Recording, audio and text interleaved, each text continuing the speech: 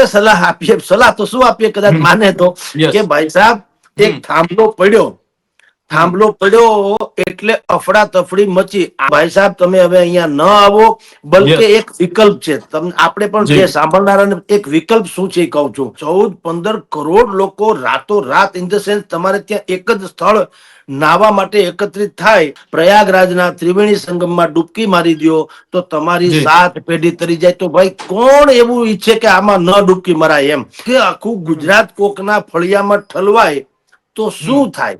આવક જાવક ક્યાં કેટલી આવક છે, શું થઈ શકે? પ્રત્યેક મોટા મંદિર દ્વારા એક હોસ્પિટલ ચલાવવામાં આવે એવો નિર્ણય કરવામાં આવ્યો છે. હાલ ભારતમાં સૌથી મોટો કહી શકાય સનાતન ધર્મનો અને હિન્દુ સંસ્કૃતિનો કહી શકાય એવો સૌથી મોટો પર્વ ઉજવાઈ રહ્યો છે અને પ્રયાગરાજમાં ઉજવાઈ રહ્યો છે, એટલે કે મહાકુંભ ઉજવાઈ રહ્યો છે. પરંતુ દુઃખ સાથે કહેવું પડે છે કે ત્યાંથી એવા સમાચાર આવ્યા છે કે જેને લઈને કદાચ આપણા પણ ગાત્રો થીજી જાય એવા સમાચાર છે. કારણ કે ત્યાં અફરાતફરી મચી હતી. મૌની અમાસ છે, અનેક લોકો કહેવાય છે કે 10 કરોડ જેટલા લોકો છે શાહી સ્નાન કરવાના હતા મૌની અમાસના દિવસે, પરંતુ આગલે દિવસે રાત્રે એટલે કે ગઈકાલે રાત્રે જે ભાગદોડ મચીને તેમાં અત્યારે જે ક્ષણે આપણે અત્યારે આ વાતચીત કરી રહ્યા છીએ ત્યારે 14 લોકોના મોતના સમાચાર પણ આવ્યા છે. અને જે તેના આગલા દિવસે ધર્મ સંસદનું પણ આયોજન કરવામાં આવ્યું હતું, તેમાં પણ અનેક નિર્ણય લેવામાં આવ્યા હતા. ત્યારે આ જ મુદ્દાને લઈને ચર્ચા કરવી છે. હેડલાઇન ન્યૂઝના ગ્રુપ એડિટર અને વરિષ્ઠ પત્રકાર જગદીશ મહેતા સર આપણી સાથે જોડાઈ ચૂક્યા છે. તો આવો તેમની સાથે જ સીધી વાત કરીએ, વાત ગુજરાતી પર. સર, સૌપ્રથમ તો વાત ગુજરાતીમાં આપનું ખૂબ ખૂબ સ્વાગત છે. સર, જે રીતે આપે અગાઉ વાત કરી હતી, ધર્મ સંસદમાં તે પ્રકારના નિર્ણયો આવ્યા. અને સર, અત્યારે આપણે જોઈએ તો જે અફરાતફરી મચી છે ત્યાં જે મૌની અમાસ છે ખૂબ મહત્વ માનવામાં આવે છે. અનેક લોકો શાહી સ્નાન કરવા ગયા હતા અને આ પ્રકારના સમાચાર આવ્યા છે. સર, શું કહેશો? કોઈ સાથે વાતચીત થઈ રહી છે અત્યારે કે શું સમાચાર આવી રહ્યા છે? સર, જુઓ, આપે કીધું તે પ્રમાણે 14 લોકોના મૃત્યુની વાત છે, એ બધું બરાબર છે. કદાચ સંખ્યા ભગવાન ન કરે વધે, પરંતુ કદાચ વધી પણ શકે, કારણ કે ઘાયલો જે છે એમાંના કેટલાક ગંભીર છે. પણ હવે જ્યાં 10-20 કરોડ લોકો, તમે વિચાર કરો, આપણી ગુજરાતની જનસંખ્યા 6.5 કરોડ છે. 6 કરોડ. યસ. હવે ઈ 6 કરોડની 3-4 ગણી આખું ગુજરાત કોકના ફળિયામાં ઠલવાય તો શું થાય? ભલે ગમે તેટલું કયો, પ્રયાગરાજમાં વ્યવસ્થાની કોઈ પરંતુ ગમે તેમ હોય તો અતિની ગતિ હોતી નથી. 10-20 કરોડ લોકો જ્યાં મૌની અમાવસ્યા આજે છે, અને સૌથી પહેલા બ્રહ્મ મુહૂર્તમાં મૌની અમાવસ્યામાં ગંગા નદીમાં એટલે કે પ્રયાગરાજમાં ડૂબકી લગાવવી એટલે તમારી 7 પેઢી તરી જાય એવી આપણી ધાર્મિક લાગણી, માન્યતા અને શાસ્ત્રમાં ઉલ્લેખ છે. એટલે સ્વાભાવિક જ દરેકને એવી ઈચ્છા હોય, ને જે પણ દેશભરમાંથી, જ્યાંથી દેશ દેશાવરથી ભાવિકો આવ્યા છે, એને સ્વાભાવિક જ એમ હોય કે આપણે આ જે છે બ્રહ્મ મુહૂર્તમાં સ્નાન ઇત્યાદિ કરી લઈએ, જેથી આપણા યા તો પાપ ધોવાય, યા તો આપણા પૂર્વજોનો સહિત આપણા બધાનો મોક્ષ થાય. પરંતુ ગમે તેટલી વ્યવસ્થા, આમાં યોગી સરકારની, દુનિયાની કોઈ પણ સરકાર હોય, જ્યાં 14-15 કરોડ લોકો રાતોરાત ઇન ધ સેન્સ તમારે ત્યાં એક જ સ્થળ નાવા માટે એકત્રિત થાય, અથવા તો કોઈ પણ કારણ માટે, તો સ્વાભાવિક જ આવી અબડા તફડી મચે, એમાં કોઈ આશ્ચર્ય નથી. કહેવાય છે કે બ્રહ્મ મુહૂર્તમાં નાહવા જતી વખતે કોઈ એક થાંભલો, સૌથી પહેલા તો એક થાંભલો પડ્યો એટલે અફડા તફડી મચી. આમ પણ તમને કહું, અત્યારે તમામ રસ્તાઓ ઉત્તર પ્રદેશના પ્રયાગરાજ જઈ રહ્યા છે. 10-10 કિલોમીટર દૂર ત્યાં વાહનોને નો એન્ટ્રી છે, નો એન્ટ્રી. વાહનોને આવવા દેવામાં આવતા નથી. 10-10 કિલોમીટર તમે કલ્પના કરો, 10 કિલોમીટર પેદલ તમારે આવવું પડે. કમસે કમ તમારે તમારા કપડા અને થોડી ચા પાણી નાસ્તા જેવું કે પાણીની બોટલ કે નાસ્તો તો લાવવો જ પડે, કારણ કે ત્યાં માથે માથું ને હૈયું દળાય એટલી અત્યારે ત્યાં ખીચોખીચ એમ કયો તો ગર્દી છે. એટલે ત્યાંથી 7-7, 10-10 કિલોમીટર દૂરથી પેદલ લોકો આવી રહ્યા છે, અને તમામ લોકોને એમ છે કે આપણે સૌથી પહેલા સ્નાન કરી લઈએ, જેથી કરીને આપણને ધાર્મિક પુણ્ય મળે. પરંતુ ત્યાં અખાડા પરિષદ જે છે એના સંતોએ સૌથી પહેલા સ્નાન કરવાનું સામાન્ય રીતે હોય છે. જોકે એ તો સંત મહંત મૂર્તિઓ છે એટલે એને તો બ્રહ્મ મુહૂર્ત કયો તો એને જગત માટે જાગતા રહેતા હોય છે. એટલે 2:30 વાગે તેઓ શ્રી ના અખાડા પરિષદના સંતો મહંતો જે છે એની પેલા વ્યવસ્થા કરવામાં આવી. એટલે ત્યાંનું જે પ્રશાસન છે એને બાકી બધાને આપણા જેવા જે સામાન્ય લોકો છે એને એક કોર રાખ્યા અને પેલા સંતો સહિતના જે કોઈ કેટલાક વીવીઆઈપી લોકો હોય છે એના માટે માર્ગ વ્યવસ્થામાં રોકાણા. એમાં ધક્કા મુક્કી ઓર થઈ. એમાં કોઈ એક થાંભલો તૂટ્યો એટલે અફડાતફડી મચી એટલે ભાગદોડના કારણે, કારણ કે ક્યાંય ભાગી શકાય એવું છે નહીં, એક હૃદય બીજા હૃદય સાથે ભટકાય એવી તો ત્યાં પરિસ્થિતિ છે.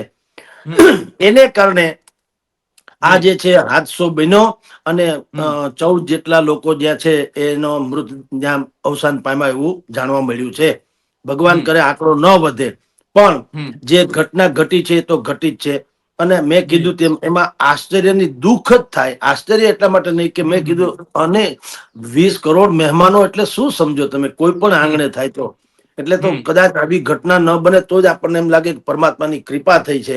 પણ આવું જે માનવીય થયું છે તો એના માટે થઈને તો બીજું તો શું કરી શકાય સિવાય કે તમે શ્રદ્ધાંજલિ આપો. ખેર, આ એક વાત થઈ. પણ એ જ મૌની અમાવસ્યાની પૂર્વ સંધ્યાએ ઉત્તર પ્રદેશમાં અખાડા પરિષદ સહિતના સંતો મંતો દેશભરમાંથી જે આવ્યા એને ધર્મ સંસદ યોજી હતી. અને ધર્મ સંસદમાં અનેક ઠરાવો પસાર કરવામાં આવ્યા છે. કેટલાક ગણમાન્ય કહી શકાય નોંધપાત્ર એવા ઠરાવોમાં પહેલું તો જે કથાવાચક છે દેવકી નંદનદાસજી, એના કહેવા અનુસાર બધા જ સંતોએ એક જ વાત નિર્વિવાદપણે કીધું કે આપણે હિન્દુસ્તાન છે અને ધર્મ સંસ્કૃતિની અત્યારે ભયંકર જરૂરિયાત છે. અને વિશેષ કરીને સનાતન સંસ્કૃતિ જે છે વિશ્વભર માટે થઈને ઉત્તમ છે, જેમાં અન્યનું નહીં સર્વનું કલ્યાણ ઈચ્છવામાં આવે છે. એવી સંસ્કૃતિના જતન માટે થઈને આપણો દેશ એટલે કે ભારત, જેને અંગ્રેજીમાં ઇન્ડિયા કે છે, એને હવે હિન્દુ રાષ્ટ્ર ઘોષિત કરો, હિન્દુસ્તાન. હવે શબ્દોમાં ફેર છે એટલે સામાન્ય પ્રજાને એમ લાગે કે હિન્દુસ્તાન તો છે, એમાં ઘોષિત કરવાનો ક્યાં સવાલ છે. એવું નથી. એમાં આસમાન જમીનનો ફેર છે. જેમ ધર્મ આધારે પાકિસ્તાન બન્યું છે, કારણ કે પાકિસ્તાન અને ત્યાં લઘુમતીઓની શું હાલત છે આપણે જાણીએ છીએ. કટ્ટરપંથીઓ કેટલા પ્રસરી ગયા છે એ હાલત આપણે જાણીએ છીએ. એનાથી તદ્દન વિપરીત ત્યાં તો ધર્મ જેહાદ છે, ધર્મ જનૂન છે અને કટ્ટરપંથ છે. જ્યારે કે સનાતન તો શીતળ પરિસ્થિતિ નિર્માણ કરનારો આખો પંથ છે. સર્વદા સૌ સુખી થાવો, સમતા સૌ સમાચરો, સર્વત્ર દિવ્યતા વ્યાપો, સર્વત્ર શાંતિ વિસ્તરો. સમગ્ર જગતનું કલ્યાણ કોઈ ઈચ્છનારો ધર્મ હોય તો એ છે હિન્દુ ધર્મ, આપણી સનાતન સંસ્કૃતિ. બરાબર. એટલે બીજા માટે થઈને, પરાયા માટે થઈને જે પોતે પીડા અનુભવી શકે એવી સનાતન સંસ્કૃતિ વાળું આપણું રાષ્ટ્ર બને એટલે એને હિન્દુ રાષ્ટ્ર ઘોષિત કરવાની વાત કરવામાં આવી છે. ઠરાવ નંબર 1. અને એવું જો થાય તો શું થાય એ કઉ છું. હિન્દુસ્તાન તો છે જ, પણ જે રીતે અન્ય દેશોમાં ઈશ નિંદા એટલે કે ખુદાનું વિરુદ્ધમાં બોલવું, ઈશ્વરની વિરુદ્ધમાં બોલવું એ યોગ્ય નથી ગણાતું. એટલે હિન્દુ રાષ્ટ્ર ઘોષિત કરવાની વાત કરી છે, જેથી કરીને આપણી સનાતન સંસ્કૃતિનું જતન થાય. અને હવે પછીની નવી પેઢી જે છે એ સુસંસ્કૃત અથવા તો સારા સંસ્કાર વાળી રે. અત્યારે શું થયું, આપણી ઉપર અસર કોની છે? અંગ્રેજોની મેકોલોએ જે આપણી શિક્ષણ પદ્ધતિ અપનાવી એની આપણામાં અસર છે. આપણે અંગ્રેજોથી ફિદા થઈ જાય, કોઈ બે વાક્ય અંગ્રેજીના શુદ્ધ શું બોલી નાખે, આપણે માની લઈએ કે એના જેવો કોઈ વિદ્વાન નથી. જ્યારે કે ખરી વાત તો એ છે કે આપણી જે સંસ્કૃત ભાષા છે, આપણા જે જી સંસ્કાર છે, આપણા ગ્રંથો, વેદો, પુરાણો, યસ એમાં જે ઊંડાણ છે જીવનનું, એ હમ અત્યારે વિસરાઈ ગયેલું હતું. એ આ ધર્મ સંસદમાં નક્કી કરવામાં આવ્યું કે જી તમામ ધર્માચાર્યોની પ્રથમ એવી એમ કે ફરજ રહેશે કે એ જી ધર્મનો પ્રચાર કરે, ધર્મ જનૂન નહીં, વિકસિત હમ ધર્મનો પ્રચાર કરે. અને જી વિકસિત ધર્મ એટલે સર્વના કલ્યાણ વાળો, અંધશ્રદ્ધા જી વાળો નહીં, હમ આત્મશ્રદ્ધા વાળો. હમ યસ એટલે બીજો ઠરાવ એવો કરવામાં આવ્યો. હમ અને આ ત્યાં એક આખે આખું આપણું સાંસ્કૃતિક બંધારણ ઘડવામાં આવ્યું છે, જી કેટલીક આચાર સંહિતાઓ અને કેટલાક નિયમો સાથે. અને જી એના વડા તરીકે ચારેય જી શંકરાચાર્ય જીવોને નીમવામાં આવ્યા છે, ચારેય શંકરાચાર્ય જીવો. હમ પછી એની નીચે આખું જે સમિતિ બનાવવામાં આવી, એમાં ચાર જી શંકરાચાર્યો ટોપ મોસ્ટ. હમ એના પછી નીચે કોણ? જગતગુરુઓ. જે યસ જગતગુરુની એક પોસ્ટ છે, જગતગુરુ. જેમ યસ આપણે સંતો, મહંતો અને મહામંડલેશ્વરો હોય છે, એવી યસ રીતે એ હમ જગતગુરુઓ. પછી એની જી નીચે ધર્માચાર્યો, એની નીચે કથાવાચકો, એની નીચે પાછા સનાતની પત્રકારોને પણ સમાવેશ કર્યો છે. ઓકે જે પત્રકારો સનાતન ધર્મમાં વિશ્વાસ કરે છે અને એની જી સાચી ઓળખ જનતાને આપે છે, એવા જી સનાતની પત્રકારોનો પણ એ જી સમિતિમાં સમાવેશ કરવામાં આવ્યો છે. આમ જી સરવાળે અને બધાએ જે બંધારણ નક્કી કર્યું એ હવે સંસદને મોકલવામાં આવશે, ભારતીય સંસદને. અને વડાપ્રધાન જી સહિતને અપીલ કરવામાં આવશે કે જે જી સંતો મહંતોએ આ બંધારણ નક્કી કર્યું છે એને તમે કાયદા સ્વરૂપે પસાર કરાવડાવો. જી અને જો એ પસાર થશે તો શું થશે એ આપને કહું. જી જેટલા દેવાલયો છે આપણે ત્યાં, એવા અનેકો આપણા હિન્દુસ્તાનમાં 4 લાખ જેટલા નાના મોટા મંદિરો છે, 4 લાખ. એમાં જી પણ જેની વાર્ષિક આવક કયો તો આવક જી અને દક્ષિણા કયો તો દક્ષિણા હમ 500 થી 1000 કરોડ રૂપિયા જે ટેક્સ ભરી શકે એવી હોય.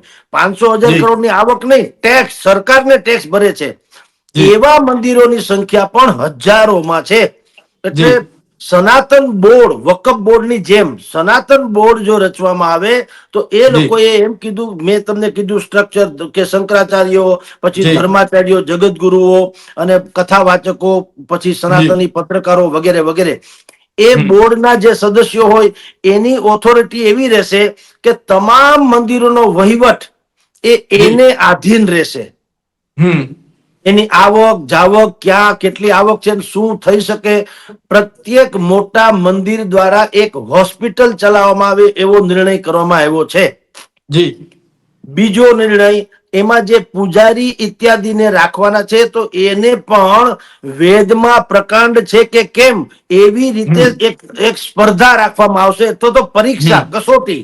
એ જી કસોટીમાંથી પાર ઉતરે એને ત્યાં પૂજારી, કારણ કે એનામાં પણ એવું પૂજારીપણું તો હોવું જોઈએ, એવા જી લક્ષણ તો હોવા જોઈએ. હમ શીલવંત સાધુને વારંવાર નમીએ પાનબાઈ, જેના બદલે નહીં બ્રહ્માંડ, મેરુ તો ડગે જેના મનડા ડગે મને નહીં. ના એ જે ડગે આપણે જી કહીએ છીએ એવા હમ લોકો જો હોય તો સનાતન સંસ્કૃતિ થાય ને. ગમે તે યસ ટીલા ટપકા કરીને બેસી જાય અને એનું હમ ભૂતકાળ કે એનું બધું જે ભાવિ જે ખતરનાક હોય તો એનો અર્થ શું.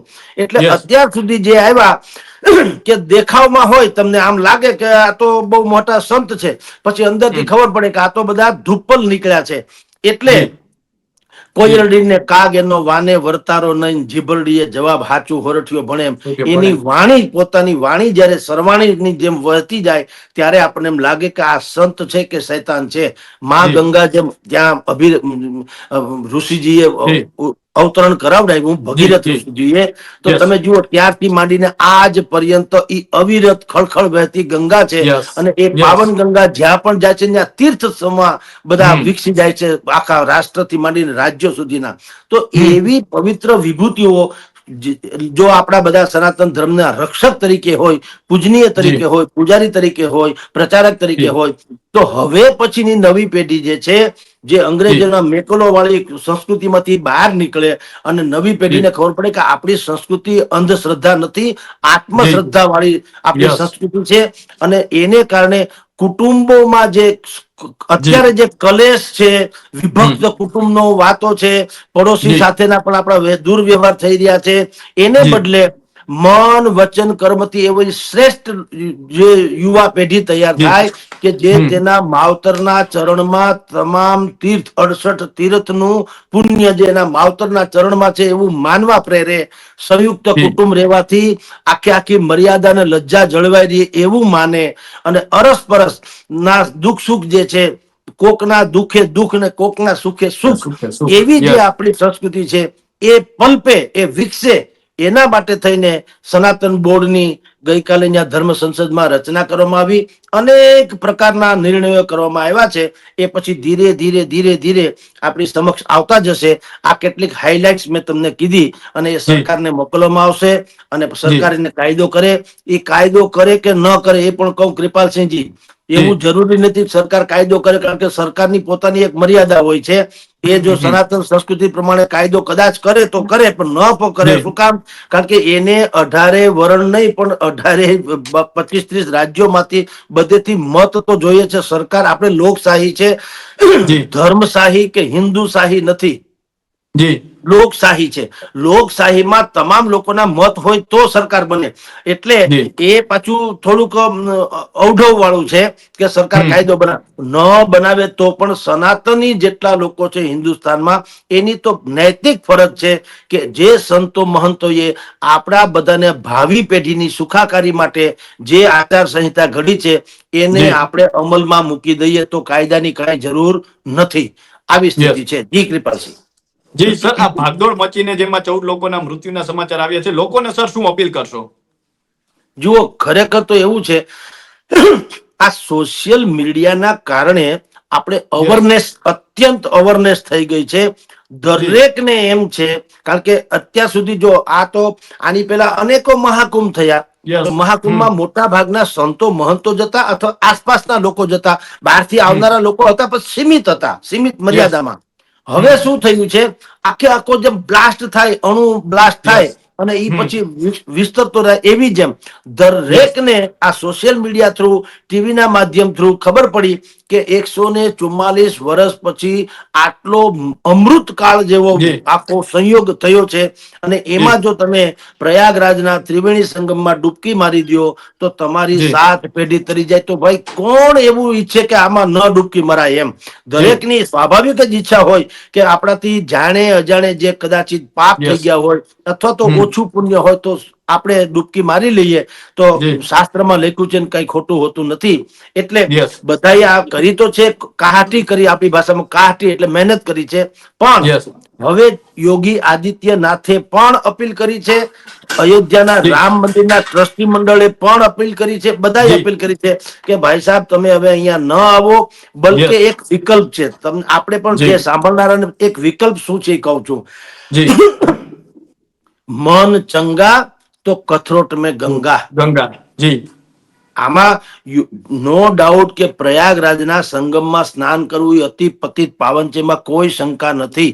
હમ પરંતુ તમે જુઓ, હું ને તમે રોજ નાહીએ તો સારું લાગે, ન નાહીએ તો આપણને કોઈક ટીકા કરે. પણ યસ નાના બાળકને કોઈ કહે છે, 6 મહિનાના બાળકને કોઈ કહે છે કેમ નથી નાહ્યો? યસ યસ એ સ્વયં પવિત્ર છે સાહેબ. એ રાઈટ ઈશ્વરનું સ્વરૂપ છે, જી જેનામાં મન વિકાર કશું જ નથી. એ હમ પવિત્ર છે. હમ એને નાહવાની જરૂર નથી, એને કોલગેટ હમ કરવાની જરૂર નથી. તમે જુઓ, ક્યારે તમે નાના બાળક હોય છે હમ ક્યારે કોલગેટ તો કરતો હોય, એટલે કોલગેટ હમ બ્રશ તો કરતું યસ નથી, યસ હમ રાઈટ? તેમ છતાં તમારે ને મારે જે મુશ્કેલી પડી ક્યારે બાળકમાં પડી છે દેખાણી નહીં. હંમેશા રાઈટ તમને ફૂરડા જેવું લાગે છે. શું કામ? એ ઈશ્વરનું સ્વરૂપ છે. યસ કારણ કે એનામાં કોઈ વિકાર નથી. જી એવી રીતે આપણે સલાહ આપીએ, સલાહ તો શું આપીએ, કદાચ હમ માને તો, યસ કે ભાઈ સાહેબ ઠીક છે, સંગમમાં નાવું અતિ પતિત પાવન છે, એમાં કોઈ શંકા નથી. હમ પરંતુ તમે મન વચન કર્મથી તમારા માવતરને જો સેવા કરી લ્યો તો એના જી ચરણોમાં 68 તીરથ છે ભગવાન. જી એનો રાજીપો છે તો તમારે શાસ્ત્રમાં પણ એનું વ્યવસ્થા કરી જ છે, લખવામાં આવ્યું છે. જી ભગવાનને પણ જ્યારે ભગવાન બનવું હોય તો પેલા માણસ બનવું પડે. યસ કૌશલ્યાની કુખે રામ જે છે એ જન્મ ધારણ કરે છે.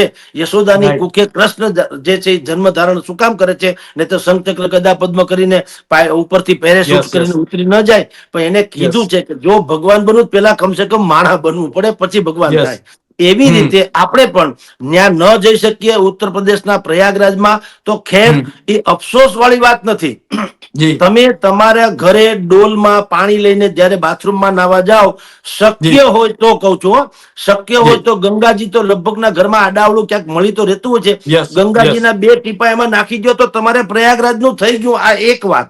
અચ્છા, ગંગાજી ન મળે, ઘણી વખત એવું છે દરેકને બધું સંભવ નથી હોતું, તો હમ કોઈ પણ નદીનું તીર્થે ચાલે, ખળખળ યસ વહેતી કોઈ પણ નદીનું, યમુનાજી, જી નર્મદાજી, કોઈ પણ નદીનું ચાલે.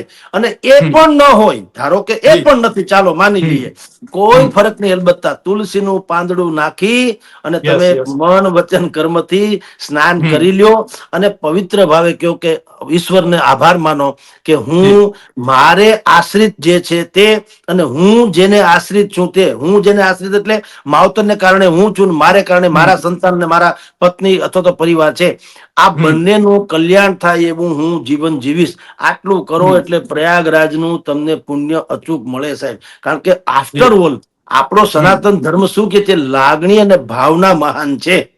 હમ તમે તમે 56 કોટી નો તમે અન્નકૂટ ધરો, એમાં આપણે બધાને કોઈ પ્લાસ્ટિકના કવર અત્યારે કરી નાખે છે, માખી ન બેસવી જોઈએ, માખી ન બેસવી જોઈએ. પરંતુ તમે જી એ જુઓ, સબરીએ તો એઠા બોર ખવડાવ્યા રામને, માખી બેહવાની તો જી વાત જુદી છે. જી ભાઈ કૃષ્ણ ભગવાન, યસ એના દામોદર, એને પણ તમે જુઓ હમ તાંદુળ આપ્યા છે, કૃષ્ણ ભગવાને યસ તાંદુળ આપ્યા છે, તો એ જી પણ એને આરોગ્ય છે. વિદુરજીની હમ ભાજી આરોગી છે. યસ ઈશ્વરને બધું લાગણી અને ભાવના મહાન છે. તમારી લાગણી અને ભાવના પવિત્ર હોય તો જી કોઈ વાંધો નથી. ઘરમાં જ તીરથ છે, માવતર તીરથ, હમ જીવતું તીરથ છે, એને હમ સાચવો એટલે તમને હજારો પ્રયાગરાજ જેવું પુણ્ય પ્રાપ્ત થાય. જી સર, અમારી સાથે જોડાવા બદલ અને આપનો કિંમતી સમય આપવા બદલ ખૂબ ખૂબ આભાર. જી નમસ્કાર. તો આ હતા હેડલાઇન ન્યૂઝના ગ્રુપ એડિટર અને વરિષ્ઠ પત્રકાર જગદીશ મહેતા સર. સર એ સનાતન ધર્મના જે અત્યારે કહી શકાય સૌથી મોટો પર્વ ચાલી રહ્યો છે, મહાકુંભ ચાલી રહ્યો છે, ત્યાં સનાતન ધર્મની જે સૌથી મોટી કહી શકાય એવી ધર્મ સંસદ મળી હતી અને ત્યાં જે નિર્ણયો લેવાયા તેના વિશે વાત કરીને અત્યારે કહી શકાય કે સૌથી જે દુખી કરે, વિચલિત કરે એવા સમાચારો ત્યાંથી આવી રહ્યા છે કે જે મૌની અમાવસ છે ત્યાં જે દોડભાગ મચી અને તેમાં અનેક લોકોના અવસાન થયા છે. અને સરે જે રીતે વાત કરી કે ઘરે બેસીને પણ જો સ્નાન કરી શકીએ, ગંગા સ્નાન કરી શકીએ, તો પણ તેવા રસ્તાઓ પણ છે. અત્યારે સોશિયલ મીડિયાના કારણે ક્યાંક ને ક્યાંક આ પ્રકારના પ્રભાવ જોવા મળી રહ્યા છે. તો અત્યારે બસ આટલું જ. ફરી મળતા રહીશું વાત ગુજરાતી પર.